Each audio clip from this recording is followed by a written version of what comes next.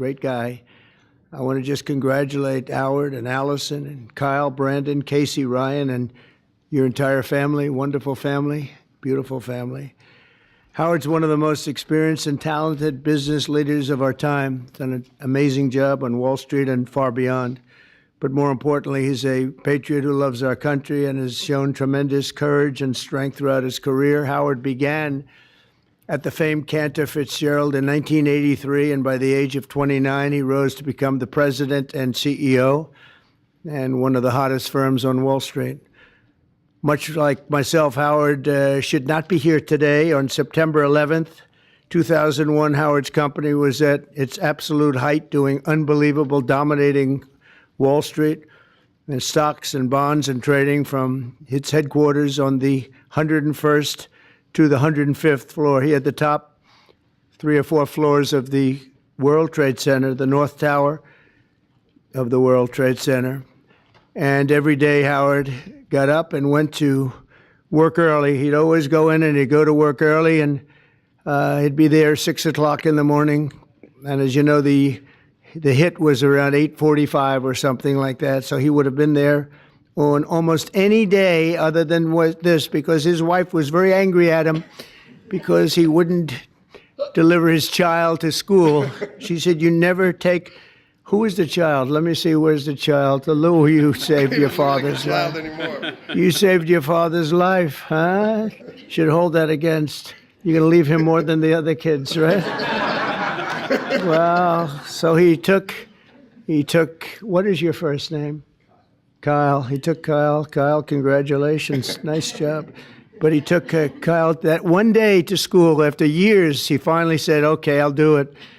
And that's the only time. So he was actually riding down the West Side Highway, and he saw the plane hit.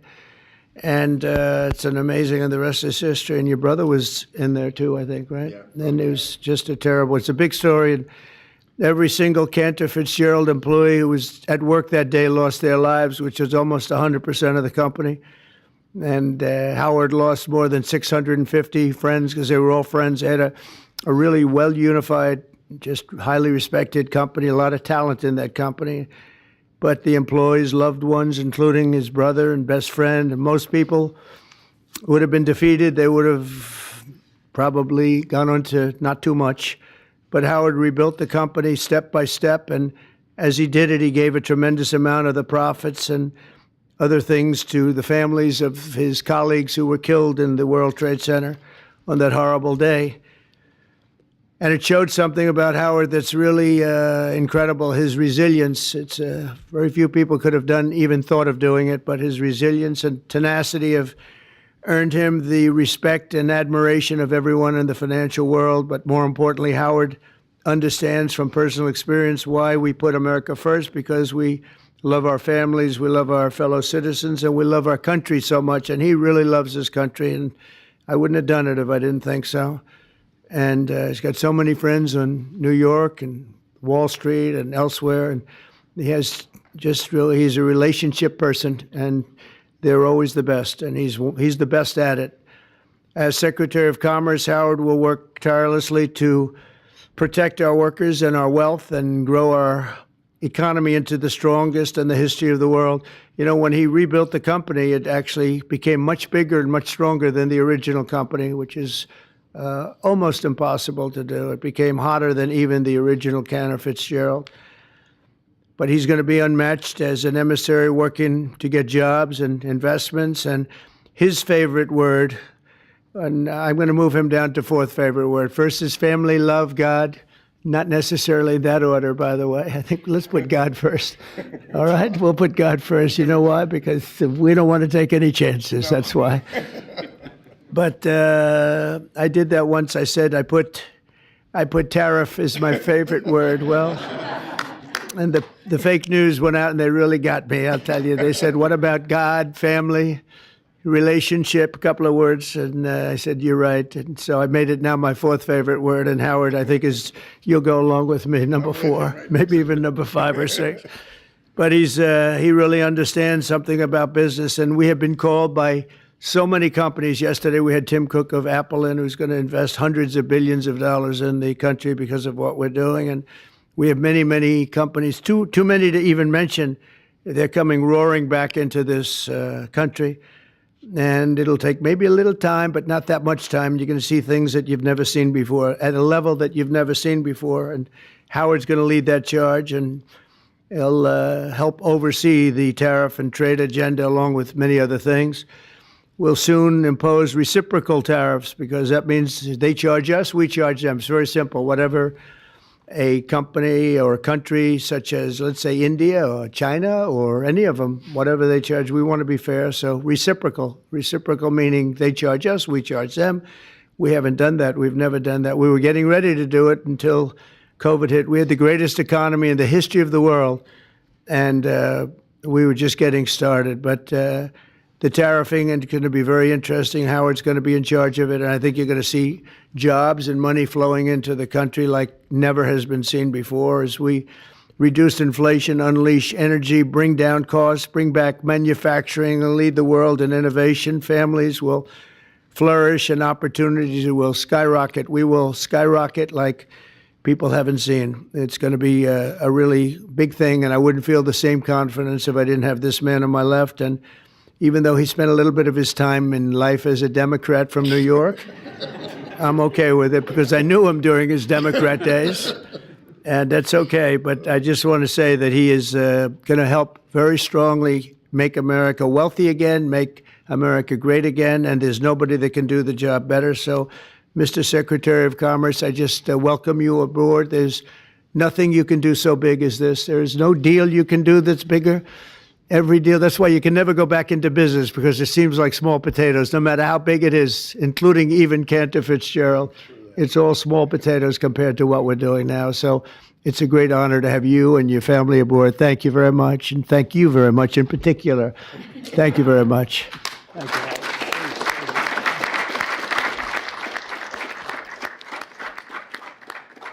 So first, I'd like to thank you, President Trump. It is the greatest honor to work for you, to be with you, to carry your name, your leadership, and your flag throughout the world.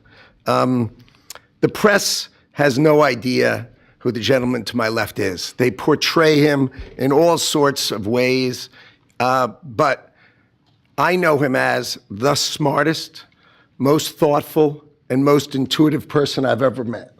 And it's amazing to be in this room and to work for him. I have to my right my friend J.D. Vance, who was kind enough even to introduce me to the Senate, and he gave me the greatest compliment. He called me a good dude.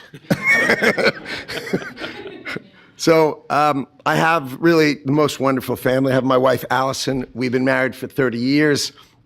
And I always, when I come home, because I come home late at night, I walk in the door and I yell, "Hello, greatest wife." She's just an amazing girl. My 4 children, Kyle, who you know has saved my life, so now this is going to cost me dearly.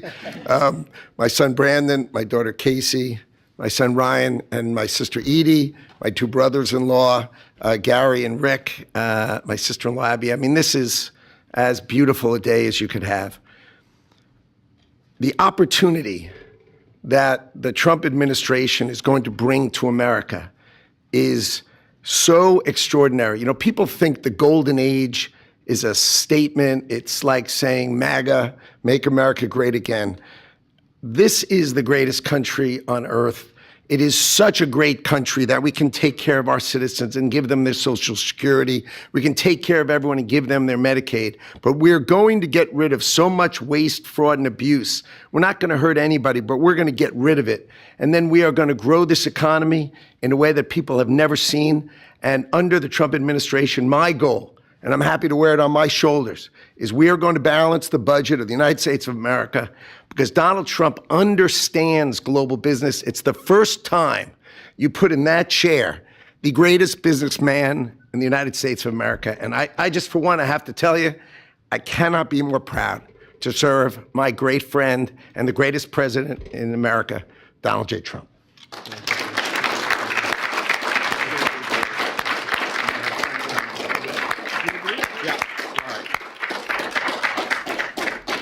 So now we get to swear Howard in. Now we need the actual. We need to sign the commission first. sign the commission first, okay? Mr. President, we're going to sign the commission first. I can't swear him in, I guess, until you sign the commission. Yes, sir.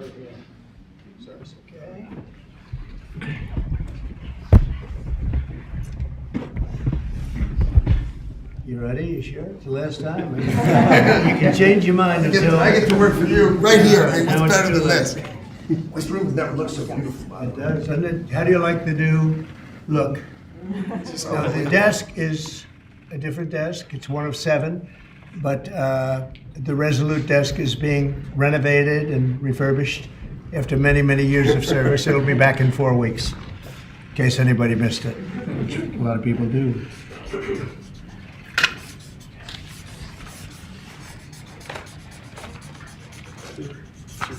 Okay, Howard, you're in.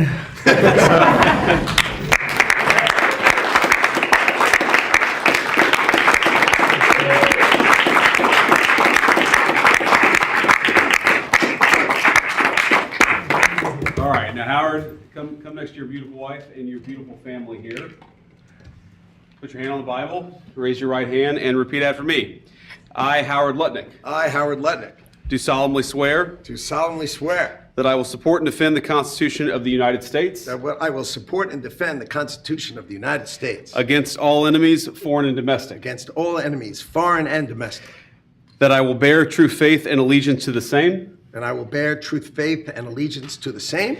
that I take this obligation freely, I will take this obligation freely, without any mental reservation without any mental reservation or purpose of evasion, or purpose of evasion, and that I will well and faithfully discharge and I will well and faithfully discharge the duties of the office on which I am about to enter. the duties of the office in which I am about to enter. So help you God. So help me God. Congratulations, Mr. Secretary.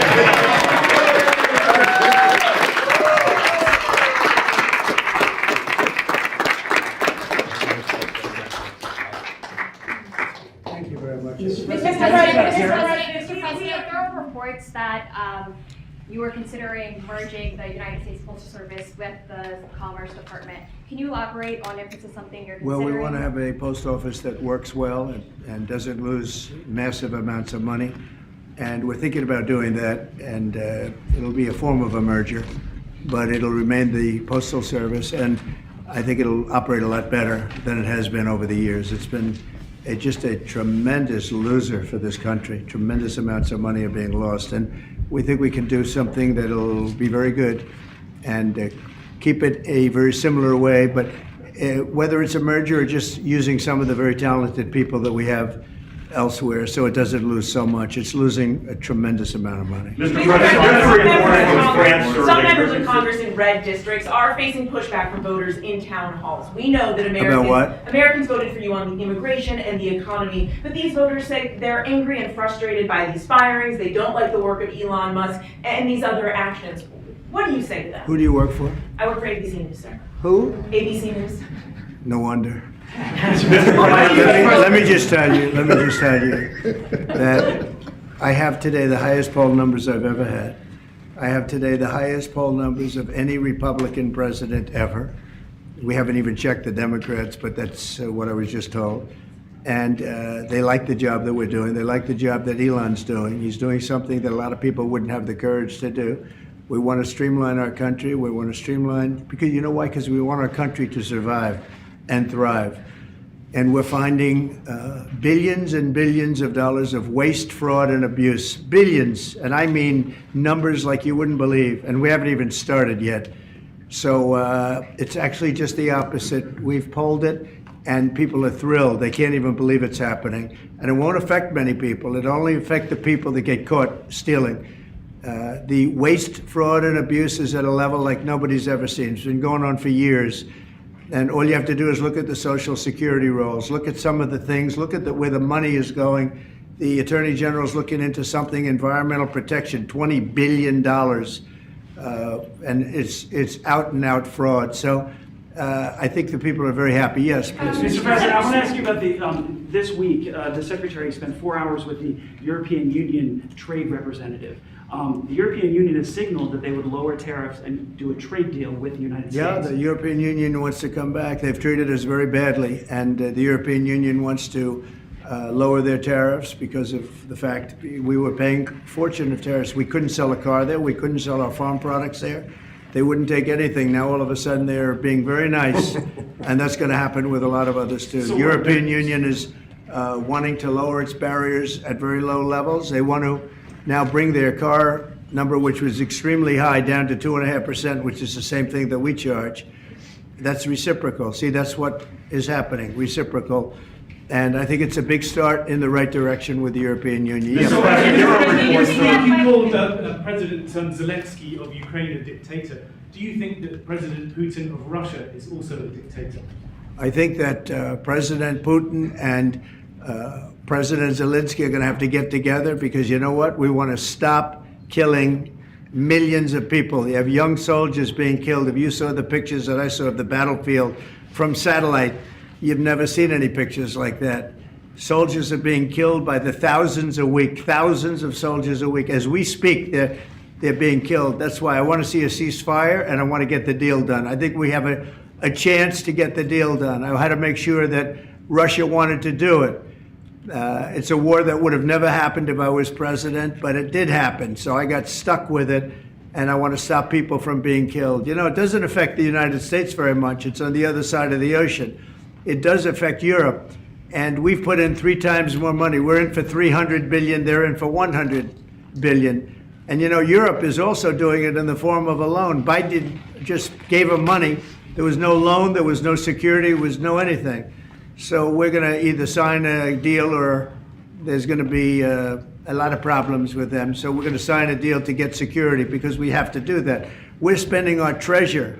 They're spending their blood. They are. And they're very brave in every way you can imagine. But we are spending our treasure on a country that's very, very far away. And it's okay, but we have to be treated the same as Europe is being treated. Europe gets their money back. Europe is basically giving nothing because they get it back in the form of a loan, and it's a guaranteed loan. We don't get our money back, and we're losing. I mean, we don't want to do that anymore. So we're signing an agreement, hopefully in the next fairly short period of time, that will assure us that we'll get $400 or $500 billion back. We're in there for $300 billion. Now, one other thing, Europe is at 100. We're at 300. We think it has to equalize. In other words, they have to come up with more money because it has a big effect in Europe. It doesn't have much of an effect on us because we have a big, beautiful ocean in between. But it does affect, and Biden should have never gotten us into this mess. We had an incompetent president who got us into a mess, but we're going to get you out of it. The same thing in the Middle East. We're going to have some good news in the Middle East. What happened yesterday, the sight of those babies was not acceptable to anybody. Nobody's seen anything like it. Mr. President, are you going to Moscow? There's a report out of France that you're going to Moscow on May 9th. No, I'm to not. join President Putin. I'm not. And then if I could, sir, just ask you about Kash Patel, who's going to be sworn in soon as your FBI director. Talk to us about your reaction to him getting sworn in and the fact that many agents across the country are concerned that they will be fired en masse for simply just doing their jobs. No, I think the agents are very happy about Kash. In fact, the agents led the charge for Kash. One of the reasons I loved Kash and wanted to put him in is because of the respect the agents had for him. I think he'll go down as the best ever at that position. And it turned out he was very easy to get approved. You know, I was not sure. He's a tough guy, strong guy. He has his opinions, and I wasn't sure. He turned out to be he went very smoothly. I don't know if he's in the room now. He's going to be in the room very shortly. Where is he? Oh, good. I'm saying the right thing. I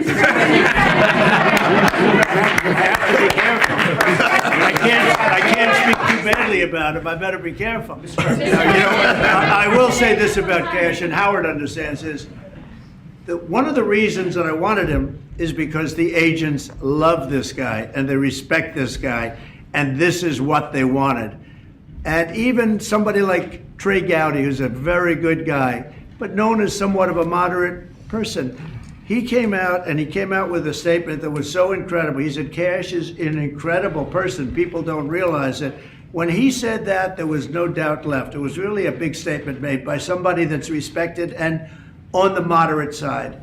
And I will tell you, I think cash is going to go down as maybe the best ever when it's all said and done. So I'm glad he's willing to do it. Thank you, Cash. Tim Cook a little bit more. You talked Say about. what? Could you speak a little bit more about your meeting with Tim Cook? You said that he was going to invest hundreds of billions of dollars. There's specific projects that he spoke to you about. All Like over what the were country, those? all over the country. He's going to start building, and he doesn't want to pay tariffs, and he's going to start building. But very big numbers. You have to speak to him. I assume they're going to announce it at some point. But very big numbers. He was here yesterday. I met with him at length, and Apple is coming here with tremendous dollars. They're going to be spending a lot of money in the United States, more than they've ever spent by a factor of probably 10. Did you discuss encryption? Did you were reporting that you were signing a memo later to counter digital service taxes? Well, will you speak? I mean, what are you doing? Reading it? Yeah, Can't my you just say question. it without having to read it? My question? Yeah. Oh, sure. Bloomberg, we're reporting that you're expected to sign tariffs or a memo later on tariffs on digital taxes. Is there any idea how high you might go with We are going to those be tariffs? doing that. Digital, what they're doing to us in other countries is terrible with digital. So we'll be announcing that. Are we signing it maybe today? Today. How high And we'll would be, you so we'll talk about that in a little while. You'll Couple be here. minutes. Are you going to put the secretary in charge of the postal service? He's going to look at it. He's got a great business instinct, which is what we need. And he'll be looking at it, and we think we can turn it around. But it is the Postal Service. I mean, we're leaving the Postal Service, but we're losing so much money with the Postal Service, and we don't want to lose that kind of money. So the secretary and some others that have talent, that kind of talent, we'll be looking at. Yeah. How close are you to a minerals agreement with Ukraine, Mr. President? What? How close are you to striking a minerals deal? I think we're with pretty Ukraine? close, yeah. I think they want it, and they feel good about it, and it's significant, it's a big deal. But they want it, and it keeps us in that country, and they're very happy about it. But it's we get our money back. This should have been signed long before we went in. This should have been signed by Biden, but Biden didn't know too much about what he was doing. The war should have never happened, number one. When it did happen, it could have been settled the first week or 2 weeks. After that, it got bad. It got really bad. But it should have never happened, and it should have been settled, and it could have been settled very easily at the beginning. Now it's tougher, but we'll get it settled. Germany has elections on Sunday. What are your thoughts? What do you expect to happen in the elections on Sunday? in Who has Germany? elections? Germany. Oh, Germany. I wish them luck. We got our own problems. Bye, everybody. Thank you very much. Thank you. Thank you, Pras. We got our own problems.